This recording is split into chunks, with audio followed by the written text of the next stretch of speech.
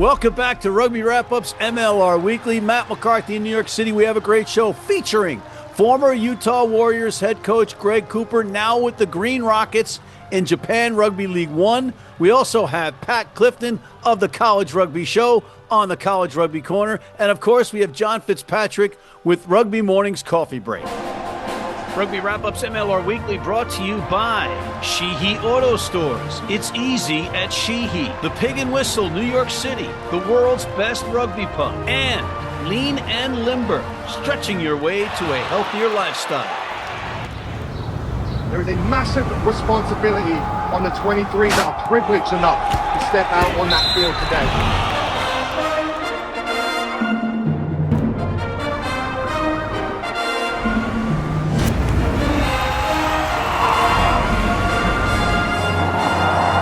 Let's get it all started with our recurring segment, Rugby Mornings Coffee Break with John Fitzpatrick, calling in from the greater Los Angeles area. John, welcome back to MLR Weekly. I saw that you passed Greg Cooper in the hallway in the green room.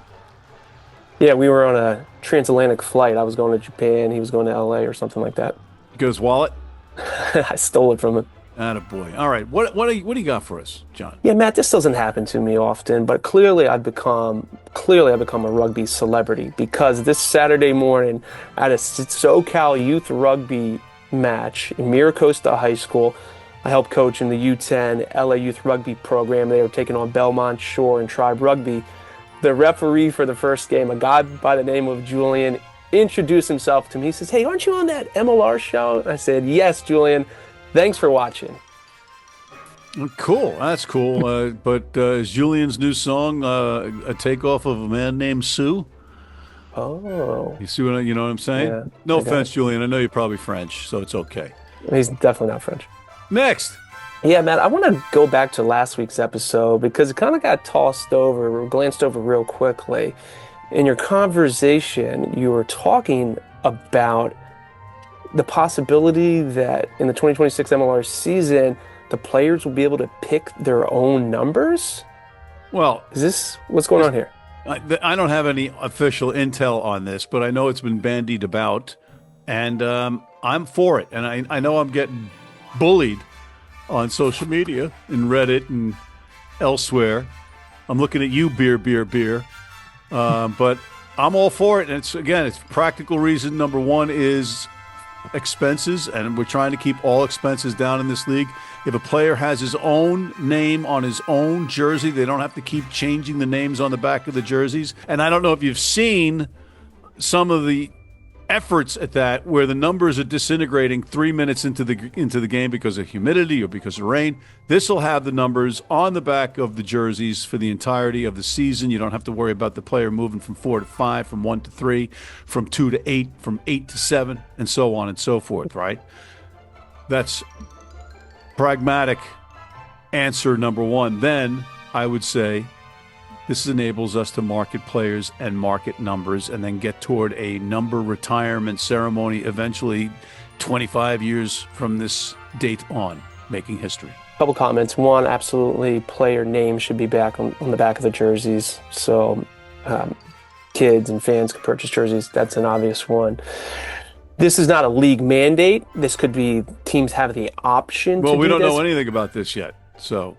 Okay, this is just speculation right now. Okay, got it. Because my big take on all this is this a cost-cutting measure, or is this a way to try and bring in fans? Because if this is a way to try and bring in fans, is that really going to... Is this mic on? Didn't I not just say it's a combination of both? What's in your ears? We just want a little more clarity, Matt, and you seem to be pretty clairvoyant on things like this. It's a combination of both, okay? What part of that did you get, guy? Come on. We're moving on. What else?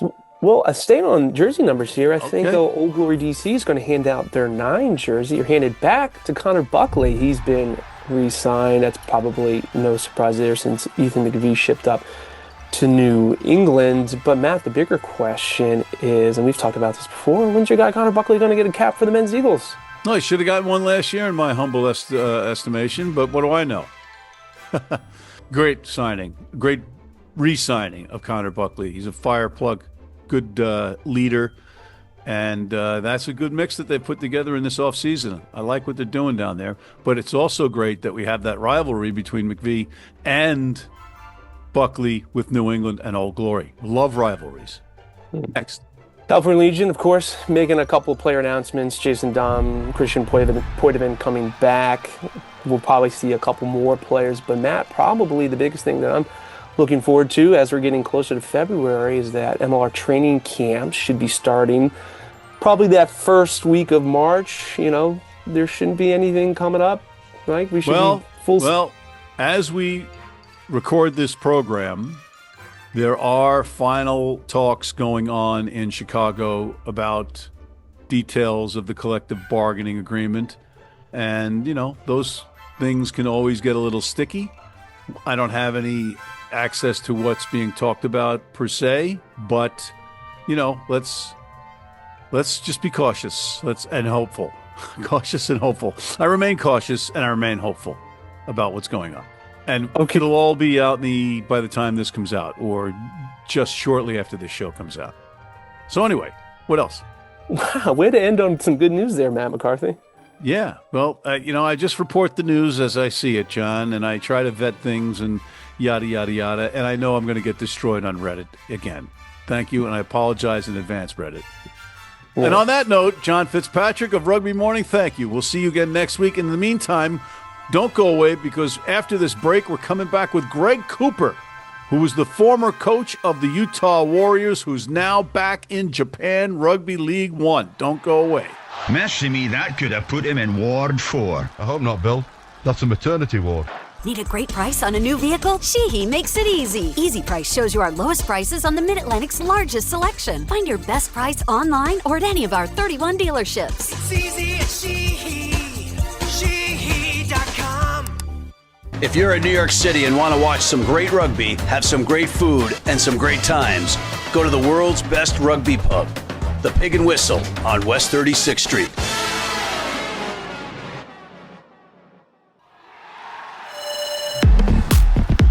And we are back with the former head coach of the Utah Warriors, now the skipper of the Green Rockets in Japan Rugby League One's second division. Welcome back, Mr. Greg Cooper, to MLR Weekly.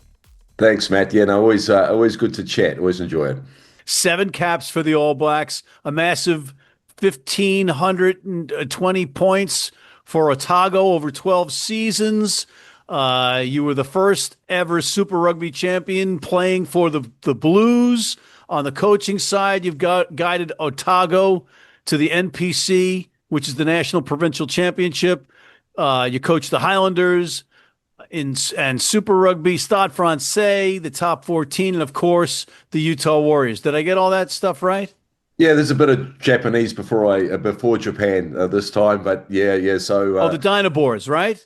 Dynabors, but also actually with NEC for about 7 seasons prior to Stade Francais. So went from New Zealand to Japan, then to France, back to Japan, and then to America. Now back to Japan. Avez-vous un stylo, coach?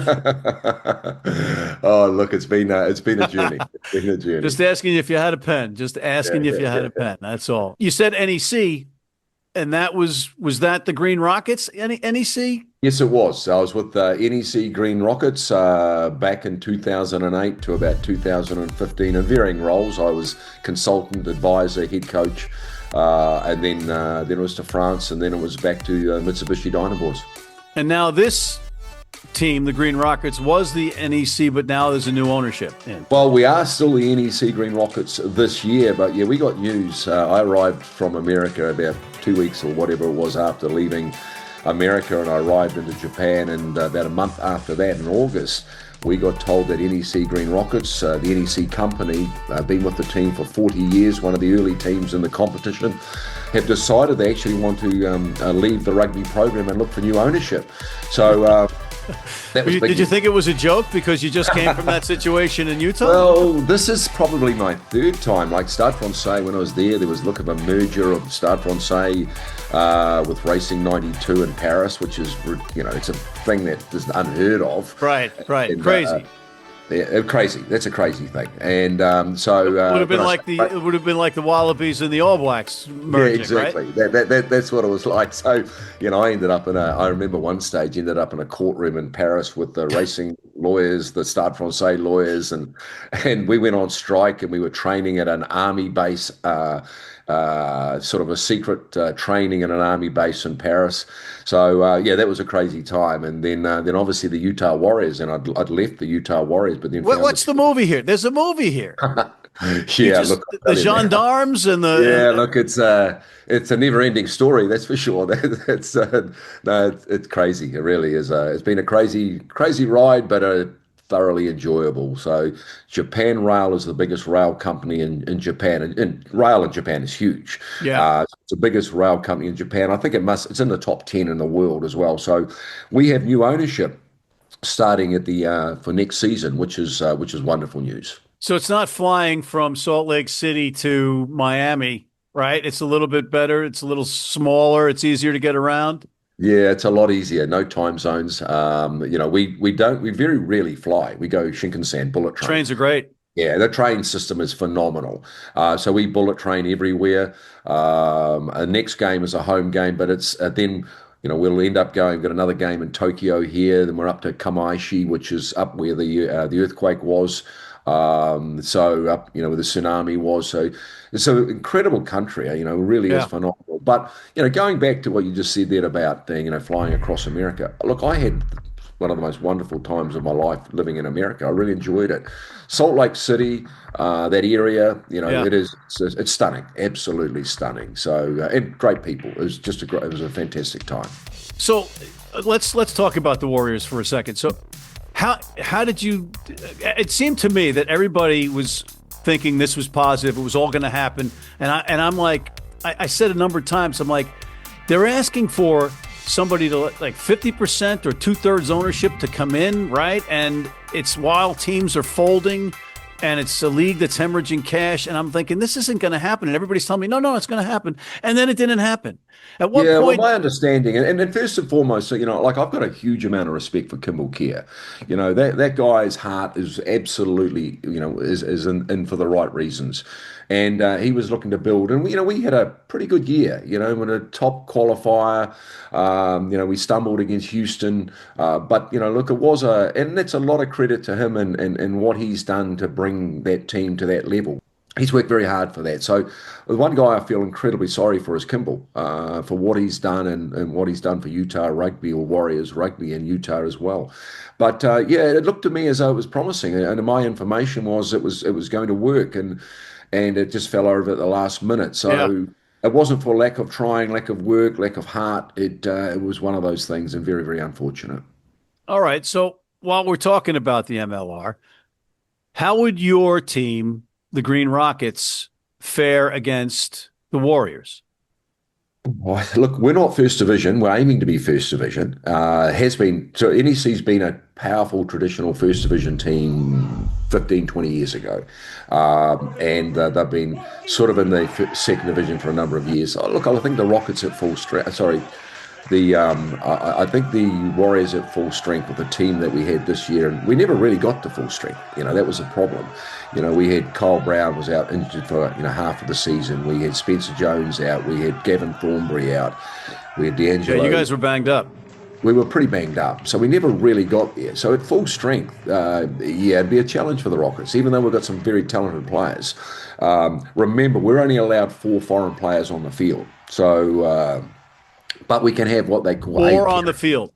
4 on the field, but A category players are those that have either been to university and served 4 or 5 years or whatever it is here. So we do have a number of foreign players that are A category. The 3 categories. So how many would you carry in your match day 23?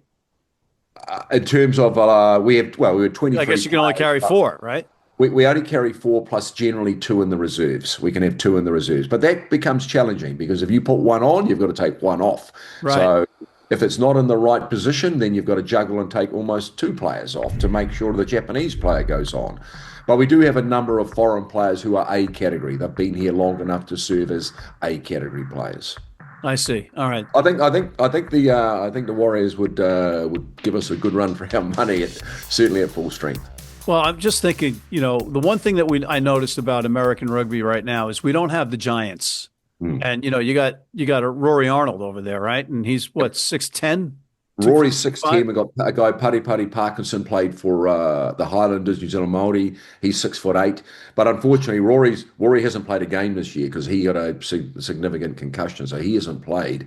Paddy, the other 6'8", he's not playing this week. He's got a knee problem. So, it's like rugby's, you get that everywhere. But if you get those two giants on the field, one 6'8" and one 6'10".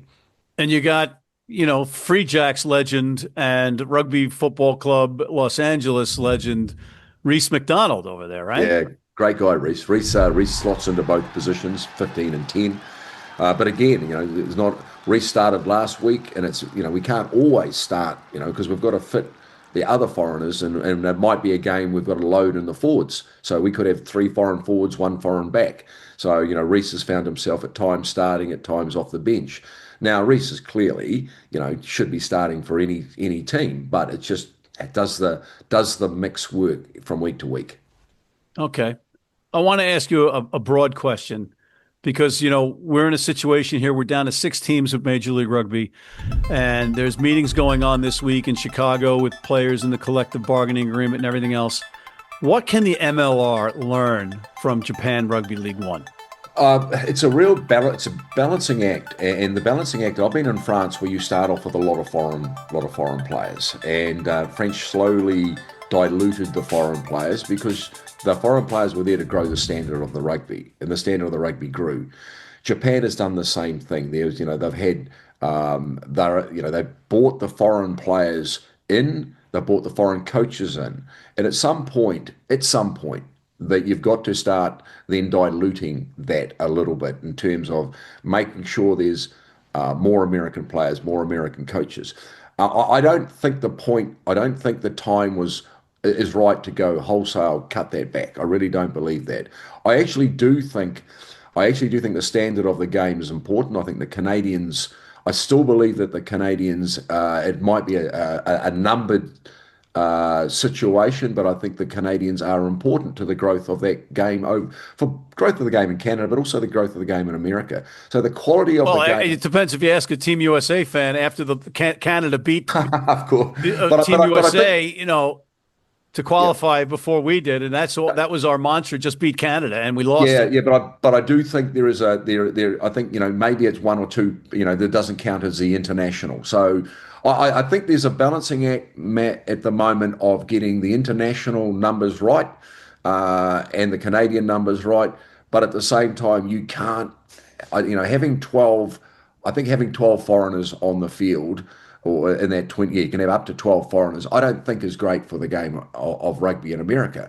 But I think there has to be a balance. And at some point in time when the competition grows, a la France, as in Japan, then those numbers become less and less. We're not at that point yet. That's the key thing. Yeah, and we're down to 7 this year. Yeah. So, but I think it's smart to be able to lower it. As I said, I still would consider the Canadians being good for the game over there to grow the game. And as I said, good for the Canadians, obviously, but I think it's also good for the game. Are they slipping you an envelope under the table? No, they're not. They're not. But I do believe. Not yet. No, but I do believe there should be, and I think they're doing it the right way, lowering the number of the international players. I've got a great example of a really talented rugby coach for me is Brendan O'Meara. I think he's a really talented American coach, and he is someone that needs to grow within the American system.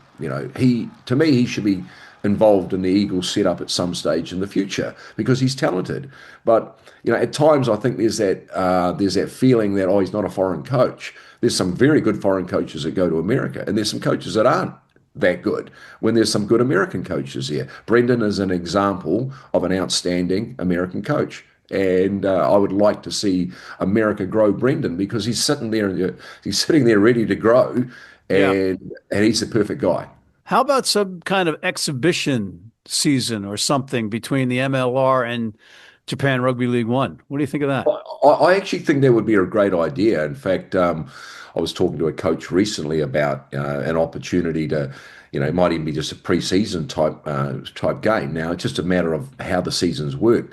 But I actually do think it would be great to see the growth of the game, to see the number one team in America. Maybe it's the number one MLR team play a game over here against a Japanese team, whether that's the number one Japanese team will be a very, very strong team. Yeah. That Richie if it's Toshiba, Richie Mwanga, Shannon Frizzell, they are good. They would beat a lot of, in fact, probably the majority of NPC teams. In fact, they probably almost win the NPC.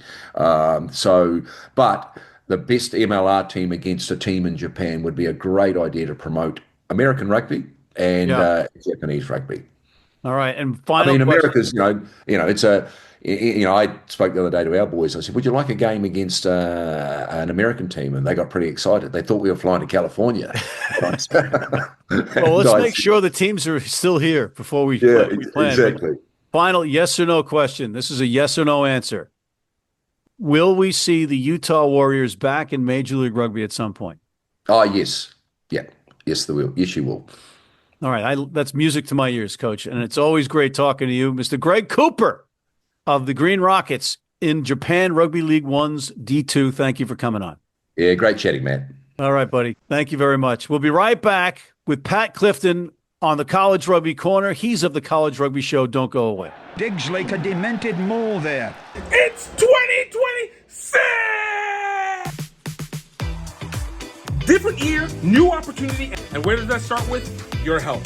Health Enhanced Food is here to be able to make sure you get on the right path. We got 17 baking mixes just to be able to help you set you on your proper pathway.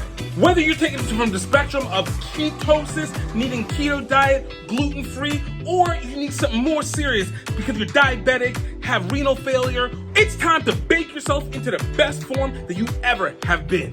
Head to healthenhancedfoods.com. Use code RugbyOdds to be able to get 25% off your first order.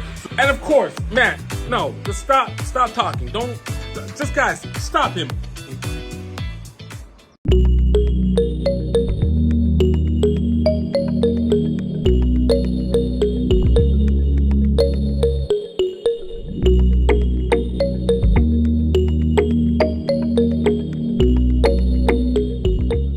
You need your cleats? You need them tomorrow? If you order today by 3 p.m. New York time or noon LA time, they can have them to you tomorrow. Young, old, male, female, if you're playing on turf, if you're playing on grass, if you're playing in the rain, you're playing in the heat, they've got you covered. RugbyNow.com. Go there now. This is the Rugby Odds, where an unlikely pundit panel of a wordsmith, a WWE legend, a rugby star, and a supermodel scour the globe, seeking best bets and bad behavior. Are you not entertained? Going in like a wildcat. And we're back with the College Rugby Corner and Pat Clifton of the College Rugby Show. Pat, you had a big weekend in our rearview mirror. I sure did down in Atlanta. It was a great weekend. We had the men's all-star championships, a little bit of a tweaked format. It was fantastic, slightly longer games, 60 minutes in the all-star competition, 8 teams, quarterfinals, semifinals, final. And through all that change, it was the New England Independents for the 3rd year in a row, winning it all over the Southeast Bears in the final, which is a new step for them to get to the final. And really that semifinal against the Great Lakes seemed like the final, because the Great Lakes was stacked with talent. Taku Musanguini, Alex Nyamunda, who, by the way, on top of the competition, won D1 Player of the Year. All of our Player of the Year men's awardees were found out that they were the winners this weekend. 3 of them were in Atlanta, and that was a really cool moment. Alex Nyamunda surrounded by his teammates, learning he was a D1 Player of the Year. Phil Tracy from Bowling Green, surrounded by his family, who was there, a big Dayton Rugby, Ohio family. And he found out he was D1 AA Player of the Year. Reinhard Steep was back in Grand Valley State with his teammates, finding out that he won the D2 award. And then in D3, it was Joe Bob Molesky from Franciscan, who was there playing with the Rising Stars on the east side. And in that Rising Stars competition meant for freshmen and sophomores, it was the North who took home the championship. So lots of trophies, lots of awards, lots of fun had in Atlanta for men's All-Stars. So was the New England Free Jacks Academy players or affiliates involved in this? Yeah, that's right. The New England Free Jacks sponsor the New England Independents in this All-Star Championship and have now for a number of years. They sent a staff member down, and it's a really great partnership. From what I understand, it's worth its weight already in the cost that they spend on it just in social media engagement, because they have dozens and dozens of college programs and kids from all those different programs, because the Independents put in two sides to this, who are really, spreading the word of the Free Jacks through the course of the weekend. And really, I think it builds a lot of brand loyalty with a lot of these teams and the players that are there and their teammates and families back home. Any other MLR-backed squads or just the Free Jacks? That's just the one, though. Honestly, oddly enough, it's still called the Tri-State Foundry. After the New York Ironworkers or Rugby United New York, they had a very Free Jacks-like setup, and so they've kept the same colorway. They've kept the Foundry name, and Brad Tucker was on the coaching staff this year, so there's still some kind of old lineage there. But really, I would love to see the Chicago Hounds back the Midwest Barbarians. They do a great job of community engagement in the Chicagoland area, but I think they could get a similarly great fan engagement bit from back in the Midwest Barbarians in this competition. Anybody out of the D.C. area? The Mid-Atlantic Sharks, I know that get Old Glory on them. DC have flirted with it in the past and done some stuff, but, I'd really like to see them dive all in and do the same thing. All right. So where are the Southeast Bears from? The Southeast Bears. They're really, it's SEC country. So, that Charlotte, so, the anthem, that would make a lot of sense for the anthem to engage there. There was Brandon Sparks from Major League Rugby was there, keeping an eye on the talent. And so that was fantastic. Kind of the first time that we've had someone from the league office there scouting. So there should be somebody from every team. There should be. You're not wrong. I agree, Matt. Let's go. Thank you. Thank you for saying I agree after you said you're not wrong, because you're not wrong is a way of covering your tracks and saying, well, you might be wrong. No, I totally agree. You're right. I'll go a step further and say you're right. Wow, we have to end here because we can't get any better than that. No, Pat, any last second thoughts on the tourney? Women's All-Stars this weekend. Tune in, NCR TV and YouTube. It's going to be a lot of fun. So Women's All-Stars this weekend down in Atlanta. Copy-paste what we did last weekend. Excellent stuff. Great, as always, to talk to you, Pat. We'll see you next week. And on that note, we are out of time. I want to thank Mr. Pat Clifton of the College Rugby Show, Mr. Greg Cooper of the Utah Warriors / Green Rockets, and John Fitzpatrick of Rugby Morning. And thank you for tuning in. Please check out the Rugby Odds. Hit that subscribe button on YouTube. Sign up for our weekly newsletter. And please join our American Red Cross blood donor team. Yeehaw!